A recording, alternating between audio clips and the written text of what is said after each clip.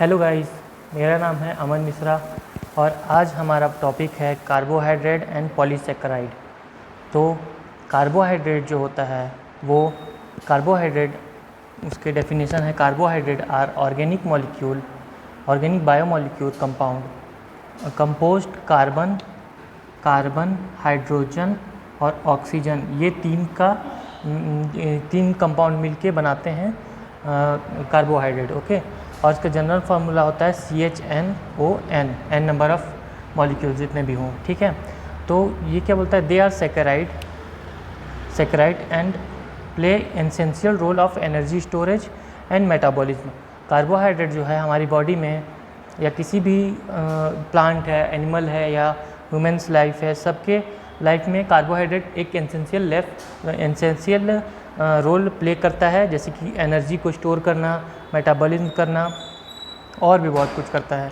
तो जो कार्बोहाइड्रेट है वो 3 टाइप के होते हैं। Okay, monosaccharide, oligosaccharide, polysaccharide. Oligosaccharide के एक और चीज़ बोलते हैं डाइसेकेराइड।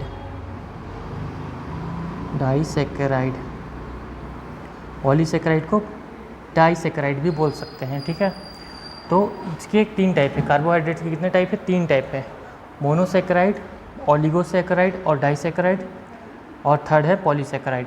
तो जो पॉलीसेकेराइड है ये हमारे टॉपिक में मेन है, तो हम लोग इसको डिटेल में पढ़ेंगे। ठीक है, डिटेल में पढ़ेंगे इसको, पॉलीसेकेराइड को, उसके टाइप्स पढ़ेंगे, उसके और भी यूजेस पढ़ेंगे, क्या क्या होता है। तो पहले हम लोग तीनों को पहले अच्छे से देख लेते हैं, इसके बाद पॉलीसेकेराइड को अच्छे से देखेंगे, क्योंकि वही हमारा मेन टॉपिक है कार्बोहाइड्रेट्स में। कार्बोहाइड्रेट्स बस इंट्रोडक्शन के लिए बता रहा हूँ मैं। ओके, तो carbohydrates are organic compound biomolecular compound that composed carbon hydrogen and oxygen. They are saccharide, इसको हम लोग सेकेराइड भी बोलते हैं, और a play essential role for energy storage and metabolism. These are 3 type, monosaccharide, oligosaccharide, polysaccharide. तो monosaccharide जो है वो सिंपल शुगर होता है, सिंपल शुगर, ये इसको और नहीं तोड़ा जा सकता। वो मोनोसेकेराइड जो है मोनो होता है और वो फिर ब्रेक डाउन नहीं होगा वो। ठीक है, तो इसका जो एग्जांपल है वो है ग्लूकोज और फ्रक्टोज, ये मोनोसेकेराइड के एग्जांपल्स हैं। ओके, सेकंड है ओलिगोसेकेराइड। ओलिगोसेकेराइड जो है 2 से 10, 2 या 10 के बीच में उतना मोनोसेकेराइड से बनता है। मतलब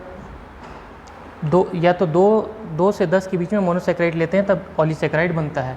ठीक है, ये क्या करता है, इसमें एग्जांपल है हमारा माल्टोस। माल्टोस क्या करता है, रोल इन डाइजेशन में इसका रोल होता है ना। तो ये ब्रेक डाउन हो सकता है, ओलिगोसेकेराइड ब्रेक डाउन हो सकता है, लेकिन मोनोसेकेराइड ब्रेक डाउन नहीं हो सकता। ठीक है, थर्ड है पॉलीसेकेराइड। पॉलीसेकेराइड के एग्जांपल है स्टार्च, सेलुलोज, चिटिन। इसको हम लोग अभी डिटेल में पढ़ेंगे। अभी हम लोग इतना देख लेते हैं।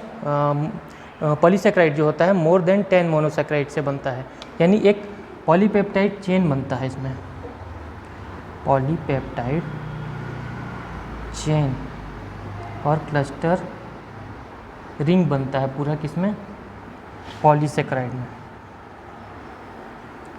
यानी 10 मोनोसेकेराइड 10 मोनोसेकेराइड से ज़्यादा अगर किसी कंपाउंड में है, किसी शुगर में है, अगर कोई कार्बोहाइड्रेट में है 10 मोनोसेकेराइड से ज़्यादा, तो वो पॉलीसेकेराइड होता है, उसको हम लोग पॉलीसेकेराइड बोलते हैं। और इसके जो एग्जांपल है, स्टार्च जो है प्लांट्स में रहते हैं, सेलुलोज है ना, मसल्स में रहते हैं, चिटिन, वो सब इसके एग्जांपल्स हैं। तो हम लोगों ने देखा कार्बोहाइड्रेट और फिर उसके 3 टाइप्स। और तो गाइस हम लोग देखे कार्बोहाइड्रेट्स का डेफिनेशन, फिर हम लोग देखें कार्बोहाइड्रेट्स के टाइप, मोनोसेकेराइड, ऑलीसेकेराइड एंड पॉलीसेकेराइड। तो हम लोग का जो मेन टॉपिक है इसमें ये है पॉलीसेकेराइड। पॉलीसेकेराइड के बारे में हम लोग थोड़ा डिटेल में जाएंगे और मैं इसको समझाता हूँ। ठीक है, पॉलीसेकेराइड क्या है, they are long chain made up of more than 10 monosaccharide, है ना। 2 पॉलीसेकेराइड है वो मेड अप किससे बन रहता है, किससे सिंथेसाइज रहता है, 10 मोनोसेकेराइड से ज़्यादा, मोर देन 10 मोनोसेकेराइड। और ये सॉल्युबल होते हैं वाटर में, soluble in water, serve mainly as energy reservoir and structural component. Structure component में भी ये बैकबोन में काम आ सकता है। अब हमारी बॉडी में एनर्जी रिजर्वर के टाइप भी ये काम आते हैं। तो इसका मेन डेफिनेशन ये हो गया। अब एग्जांपल हो गया इसका स्टार्च, जो राइस में होता है, प्लांट्स में होता है, पोटैटो में होता है, व्हीट में होता है। एक हो गया चिटिन, ये प्लांट के सेल वॉल में होता है और फंजाई के वॉल में होता है, बाहरी लेयर में होता है, और अर्थोपोडाज में भी ये चिटिन काम आता है, मतलब रहता है, उनके में भी प्रेजेंट रहता है। तो पॉलीसेकेराइड के डेफिनेशन, पॉलीसेकेराइड के एग्जांपल, 2 एग्जांपल हो गए। अब पॉलीसेकेराइड के हम लोग फिजिकल प्रॉपर्टी देखते हैं। Physical property of polysaccharides are, they are high weight of compound. High weight के होते हैं क्योंकि ये पॉलीपेप्टाइड चेन से बने होते हैं। एक लंबा सा इनका, बहुत लंबा इनका स्ट्रक्चर होता है, इसलिए ये high weight as a compound रहते हैं, इसीलिए इनको हाई वेट बोला जाता है।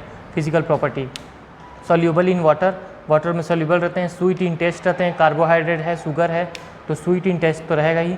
दूसरा है कलरलेस होते हैं और एमरफस होते हैं, ठीक है, कलरलेस होते हैं ये पॉलीसेकेराइड। अब इसके 2 टाइप होते हैं, होमो पॉलीसेकेराइड और हेट्रो पॉलीसेकेराइड। पॉलीसेकेराइड के 2 टाइप्स होते हैं, होमो पॉलीसेकेराइड और hetero polysaccharide.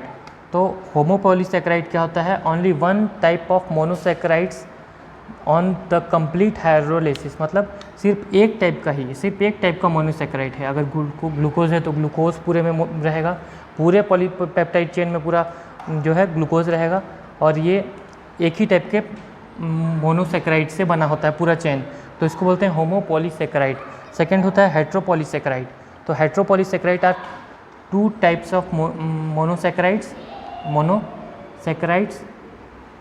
On the complete hydrolysis, मतलब जैसे यहाँ पर ग्लूकोज था, सिर्फ एक ही टाइप का मोनोसेकेराइड था होमो पॉलीसेकेराइड में, वैसे ही हेट्रो में अलग अलग टाइप के मोनोसेकेराइड्स भी हो सकते हैं, उसको बोलते हैं हेट्रो पॉलीसेकेराइड। इसका एग्जांपल है स्टार्च। स्टार्च में एक ही टाइप का मोनोसेकेराइड होता है और लॉन्ग चेन होता है, पॉलीपेप्टाइड चेन होता है। दूसरा होता है हेट्रो पॉलीसेकेराइड, इसमें प्रोटीन और हेपरिन है, जिसमें अलग अलग टाइप के मोनोसेकेराइड्स पाए जाते हैं, ठीक है। तो ये हो गया इसका टाइप। अब लास्ट में आते हैं इसका एप्लीकेशन में आते हैं। पहला है energy storage and metabolism, body में एनर्जी स्टोर करता है, मेटाबॉलिज्म को बढ़ाता है, कौन, पॉलीसेकेराइड, ठीक है। सेकेंड है डाइटरी फाइबर एंड डाइजेशन में, मेटाबॉलिज्म में, जैसे कि माल्टोस काम आता है हमारे डाइजेशन में। जब माल्टोस रहता है तो वो अच्छे से डाइजेस्ट हो पाता है।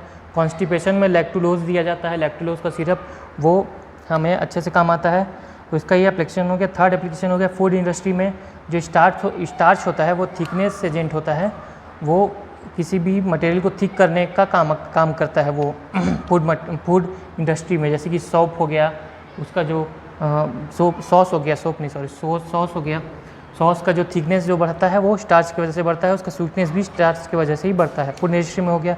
अब फोर्थ है फार्मा और मेडिकल इंडस्ट्री में, फार्मास्यूटिकल इंडस्ट्रीज़ में हेपरिन जो है, हेपरिन वो ब्लड क्लॉटिंग को हटाने के काम आता है, ब्लड को पतला करना या ब्लड क्लॉटिंग को हटाने के काम आता है हेपरिन नाम का कंपाउंड, यानी कि ये एक तरीके का पॉलीसेकेराइड है, ये मेडिकल फार्मा में काम आता है। दूसरा हो गया डेक्स्ट्रॉन, ये प्लाज्मा वॉल्यूम को इंक्रीज़ करता है। जब भी इमरजेंसीज होती है, जब ब्लड बहुत ज़्यादा निकल जाता है तो डेक्स्ट्रॉन दिया जाता है, जिसकी वजह से उसका प्लाज्मा तुरंत इंक्रीज़ होता है, जिससे पेशेंट का ब्लड जल्दी बनता है और वो जल्द बचाया जा सकता है। और फिफ्थ हो गया इंडस्ट्री में सेलुलोज जो होता है वो, उससे पेपर बनते हैं, पेपर बनते हैं, कार्डबोर्ड्स बनते हैं। टेक्सटाइल इंडस्ट्री में काम आता है। सेलुलोज से गम्स भी बनाया जाता है, तो इंडस्ट्रियल में भी काम आता है। पहले बॉडी में रहता है ना पॉलीसेकेराइड। डाइटरी फाइबर डाइजेशन में काम आता है, फूड इंडस्ट्री में काम आता है, और मेडिकल इंडस्ट्री में, फार्मास्यूटिकल इंडस्ट्री में काम आता है, और टेक्सटाइल इंडस्ट्रीज़ में, गम्स में, प्लास्टिक, कार्डबोर्ड ये सब बनाने के काम, प्लास्टिक नहीं, कार्डबोर्ड्स, पेपर ये सब बनाने के काम आता है, ये है ना। तो हम लोग ये इसका टॉपिक हम लोग का पूरा होता है। हम लोगों ने देखा कार्बोहाइड्रेट्स के डेफिनेशन, फिर उसके टाइप्स के बाद हमने देखा उसके तीनों टाइप्स में मोनोसेकेराइड, पॉलीसेकेराइड, पॉलीसेकेराइड जो है हम लोग का मेन टॉपिक था। तो पॉलीसेकेराइड को हमने अच्छे से कवर किया। पॉलीसेकेराइड में हमने पढ़ा सारा इसका डेफिनेशन, एग्जाम्पल, फिजिकल प्रॉपर्टी और टाइप्स और एप्लीकेशंस। Okay, thank you.